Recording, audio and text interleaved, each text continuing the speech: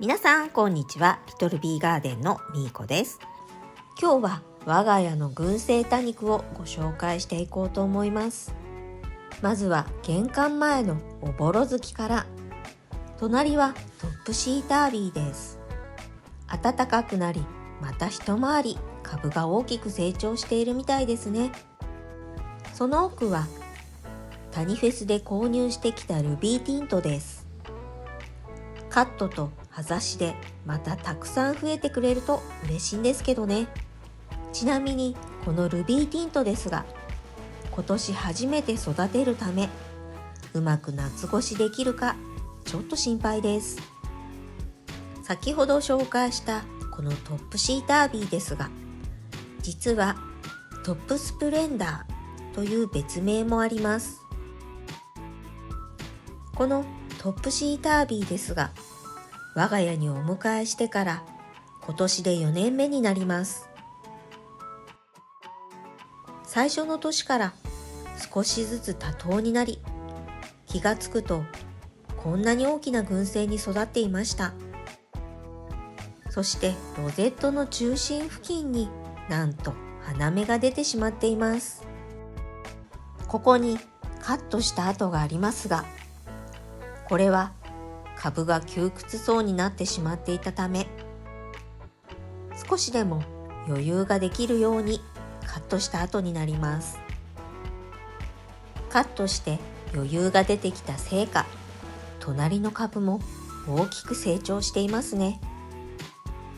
この株は去年一回り大きな鉢に植え替えをしているため、今年はもう植え替えはしない予定でいますが、カットした株も気になりますよね。気になるカットした株はというと、ちび苗コーナーに置いてありました。このトップシータービーは葉が反り返っていて、ハート型になっているのが特徴です。ホームセンターなどでもよく見かけるので、気になったらチェックしてみてくださいね。お次はこのミニベルです。我が家に来て3度目の夏を迎えようとしています。まだ外葉に紅葉が残っていて、ほんのり色づいていますが、夏になると真緑になってしまうのがちょっと残念ですね。この奥にあるのはライラックミストです。胴切りしたおかげで一気に小吹き群生になりました。その隣のトレイではレッドモランが多頭になっていました。このレッドモランも意外と多頭になりやすいんですが、夏の暑さで樹れてしまうことが多いので、夏の水やり管理はちょっと慎重になります。セダムの乙女心もカットして、また新芽がたくさん出て可愛くなってきました。このモンローもいつの間にか多頭になっていました。これは一株ずつばらすか少し悩みますね。皆さんならどう育てますか？そして我が家で多頭といえばやっぱりこのピーチプリデですよね。この株もたくさん小吹いて群生になっています。このコロラータも小吹きがとってもいいですね。そしてこのルエラ、我が家のルエラはみんなこんな感じで群生になっています。ルドルフもいつの間にかお顔が3つ並んでいました。こっちも多頭ですね。どの株もみんな小吹きが良くて、小株外しが大変そう。隣のこのブラックネイルも我が家ではたくさん増えてくれる多肉の一つです。もうすでにたくさん小吹いていますね。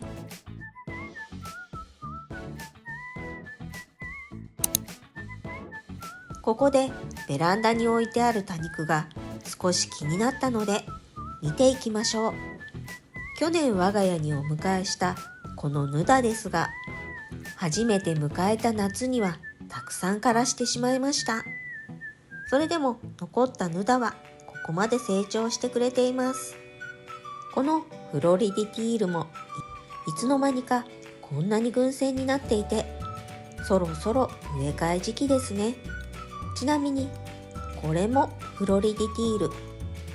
うちのフロリディティールはみんな多頭です。このフロリディティールはロゼット一つずつが少し大きめですね。同じ品種の多肉なのにここまで成長の差が出るのも多肉の面白いところですよね。他のトレイにもまだまだ多頭があります。これは七福美に花芽も上がってきていますね。置き火を置いたおかげで株も大きく、小吹きもとても良くなっています。使っている肥料は後でご紹介しますね。そして奥にあるのはデビーです。このデビーも毎年夏に蒸らしてなかなかロゼットが大きく育ってくれない多肉の一つですが、小株を外して今年こそは大きなロゼットで育てていきたいななんて思っているんですけどね。このレモンベリーもとっても可愛く群生していますね。大きな群生に見えていますが、実は2株植わっています。このオレンジサーフはあまり見かけない多肉ですが、これも群生しやすい多肉ですね。花芽もカットしているんですが、また小さな花芽が上がって黄色くて可愛いつぼみがついています。枯れている花芽の茎は抜いておきました。庭の多肉に戻る前に、我が家で多肉植物に使用している肥料をご紹介していきます。これはハイポネックスの微粉タイプです。計量スプーンがついていて、水に溶かして希釈して使うタイプになります。主に季節の変わり目の弱った多肉に使用しています。これは100均のセリアで購入しました。主にセダムやネックレス系の多肉に使用しています。そしてこのメネデール、昔はセントポーリアを育てていたのでよく使っていましたが、多肉にはあまり使う機会がないのですが、根をしっかり出させたい時に使用しています。ちなみにこのメネデールは液体の希釈するタイプになります。そして最後にこのグリーン育ち EX IB の力です。この小粒の肥料を置くだけでとても使いやすく、最近はこの置き肥をよく使っています。特に群生多肉やカンテなどに使用しています。鉢のサイズによって使う個数は決まっていますが、多肉植物はそこまで大きな鉢はないので、1鉢に 2,3 個使う程度です。今回は今私がよく使用している肥料などをご紹介していきましたが、皆様のおすすめの肥料がありましたら教えていただけると幸いです。はい、庭に戻ってきました。庭ではまだまだ多頭の多肉がたくさんあります。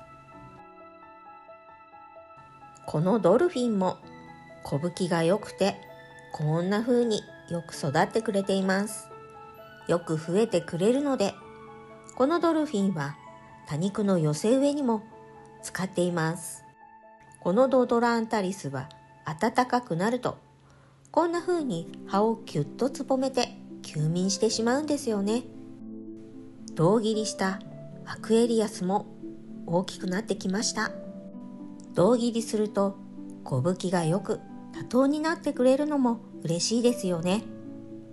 このホワイトホースも群生になりやすい多肉です。多肉棚の一番上ではビアホップが大暴れしています。